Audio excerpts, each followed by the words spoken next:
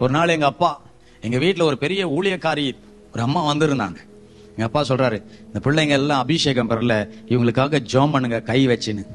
எல்லாரும் கை வைக்கிறாங்க. மண்டையில கை வச்சு அபிஷேகம் அபிஷேகம். எங்க அபிஷேகம் இறங்குது? எங்க ஆவியானவர் இறங்குறாரு? நான் தானே, அவருக்கும் எனக்கும் கனெக்ஷனே இல்லை. ஒன்னும் அந்த அம்மாவும் எவ்வளவு ஜெபம் பண்ணி பார்த்துச்சு, ஒன்னும் இறங்கின மாதிரி இல்லை. சொல்லிட்டாங்க, கர்த்தர் ஒரு நேரம் இவங்களை நிரப்புவாரு, டைம் இன்னும் வரலன்ட்டு போயிட்டாங்க அவங்க. அதே போல ஒரு நாள் திடீரென்று மனசுக்குள்ள ஜெபம் பண்ணோம்.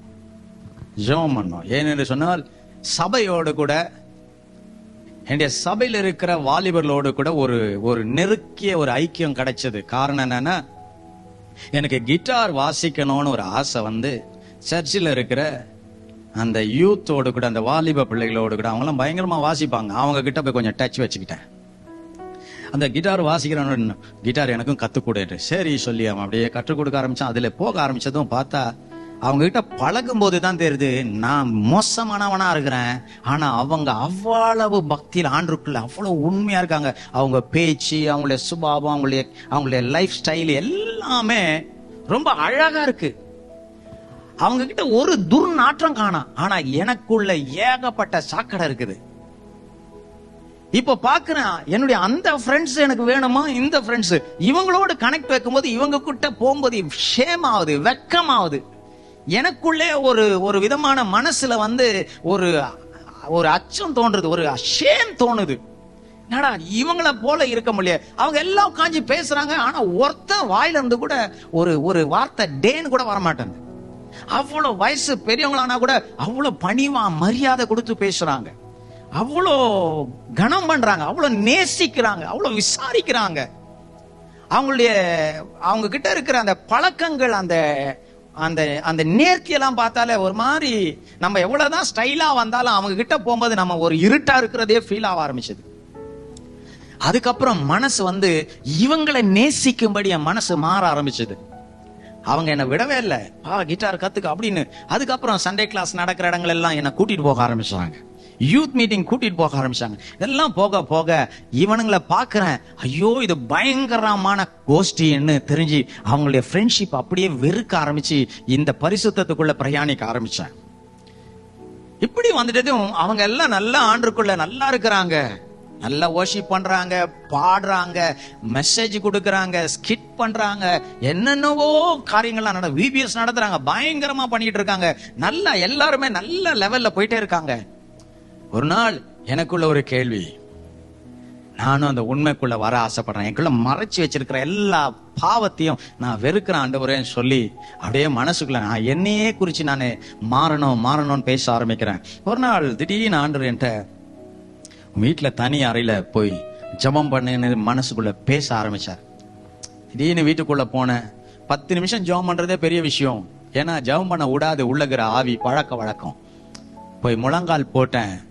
கொஞ்ச நேரம் இயேசுவே, எங்க வீட்டை எல்லாரும் வெளியே இருக்காங்க, கதவை சாத்திக்கிட்டேன். ஏன்னா நம்ம சீக்ரெட் யாருக்கும் தெரியக்கூடாது. கதவை சாத்திக்கிட்டேன். இயேசுவே என் பாவத்தெல்லாம் மன்னிச்சிடுங்க, நான் இதெல்லாம் பண்ணேன், எல்லாம் மன்னிங்க சொல்லி அப்படியே சொல்ல ஆரம்பிக்கிறேன்.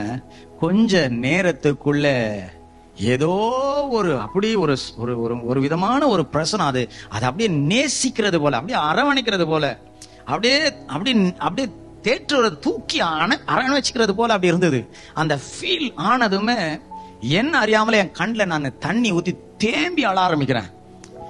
தேம்பி அழுறேன், பயங்கரமா அழுறேன். கொஞ்ச நேரத்துக்குள்ள நான் செஞ்ச எல்லா பாவம் என் முன்னாடி அப்படியே தர போல வருது.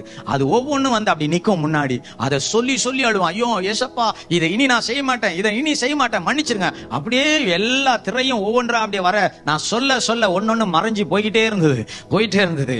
அப்படியே சொல்லி சில நிமிடங்கள் அப்படி அழ ஆரம்பிச்சேன், ஒப்பு கொடுக்க ஆரம்பிச்சேன். என் உடம்புல இருக்கிற ஒரு பெரிய வெயிட், ஒரு பாரம் அப்படியே என்னை விட்டு விலகிறத நான் பாக்குறேன். அப்படியே உடம்பு அப்படியே ஒரு மாதிரி வெயிட்லெஸ்ஸா மாறுது, அப்படியே ஃப்ரீ ஆக ஆரம்பிச்சது. கொஞ்ச நேரத்துக்குள் எல்லாம் எனக்கு முன்பதாய் அப்படி மறைந்து போன பிறகு திடீரென்று என்னையே நான் மறந்துட்டேன். நான் எங்க இருக்கிறேன், எனக்கு என்ன சம்பவிச்சது, ஒண்ணுமே ஒரு சில நிமிஷங்கள் தெரியவில்லை. காரணம், ஒரு பரிசுத்தாவின் ஒரு பயங்கரமான வல்லமை மேல வந்ததும் அந்த இடத்தில் நான் தூக்கி அடிக்கப்பட்டேன். ஆவியில நிரம்ப ஆரம்பிச்சேன், அந்நிய பாஷை பேச ஆரம்பிச்சேன். எங்க வீட்டுல எல்லாம் பெரிய பெரிய சேர்ஸுங்கெல்லாம் இருக்கும், எல்லாத்தையும் மேல போய் இடிக்க ஆரம்பிச்சிருக்கிறேன். தலையெல்லாம் வீங்கிச்சு. பயங்கரமா ஒரு 7-8 நிமிஷங்கள் அந்த பிரசன்னமானது நான் அந்த அறைக்குள்ள அப்படி வந்து நிரப்பினது. பிறகு மயங்கி விழுந்தேன். சத்தத்தை கேட்டு என் தகப்பனார் வந்து அடுத்த ஒரு டோர் இருக்கு, அதை ஓபன் பண்ணி உள்ள வராரு. நான் அப்படி வேர்த்து விழுவிச்சு ஆவிலுகிறேன். உடனே அவர் கை வச்சு ஜெபம் பண்றாரு, ஆண்டவரே மகனை நிரப்பினதுக்காய் நன்றி, இவனை நீர் உம்முடைய ஊழியக்காரனாய் பயன்படுத்தும். அந்த நிமிஷம் அந்த எல்லா ஸ்பிரிட்டும் என்ன போனதுமே தெய்வ பிரசனத்தில் ஆட்கொண்டேன். எழுந்து நிக்கிறேன், பலன் இல்ல. முழங்கால பாக்குறேன், அப்படியே ரத்தங்கள் வடியுது, தலை இடிச்சு வீங்கிருக்கு. ஒரு நோவு எனக்கு தெரியல. கொஞ்ச நேரத்துக்குள் என் வாழ்க்கையில் எல்லா இருளும் மாறி ஒரு பெரும் சந்தோஷம். அன்றைக்கு தேவன் என்னை நிரப்பி. ஹல்லேலூயா. அதற்கு பிறகு அப்படிப்பட்ட நண்பர்களோடு என் நேரத்தை என்னால செலவிடவே முடியல. அதுக்கப்புறம் அந்த நண்பர்களை என்னால பார்க்கவும் முடியல. முற்றிலும் சபையுடைய வாலிபர்களோடு ஊழியங்களில அப்படியே ஆண்டவர் என்னை பிரயாணிக்க வைத்தார். என் வாழ்க்கையே மாறினது.